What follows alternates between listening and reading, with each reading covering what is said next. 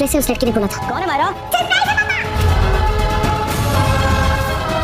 Serial drama ये रिश्ता क्या कहलाता के आने वाले एपिसोड धमाकेदार होने वाले हैं। जी हाँ दोस्तों, आने वाले एपिसोड में आप देखेंगे कि माउंट आबू जो वहाँ पर अबीरा और मिलने आती है फुकी से, जहाँ माउंट आबू में अरमान और महरा रहे होते हैं।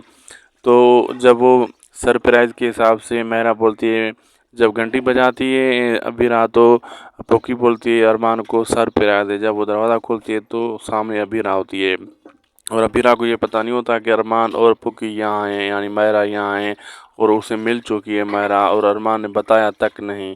क्या अब अरमान उसे बताएगा अबीरा को कि हमें फुकी मिल चुकी है वगैरह वगैरह। और अरमान भी अबीरा को देखकर उसकी भी आंखें फटी की फटी रह जाती हैं।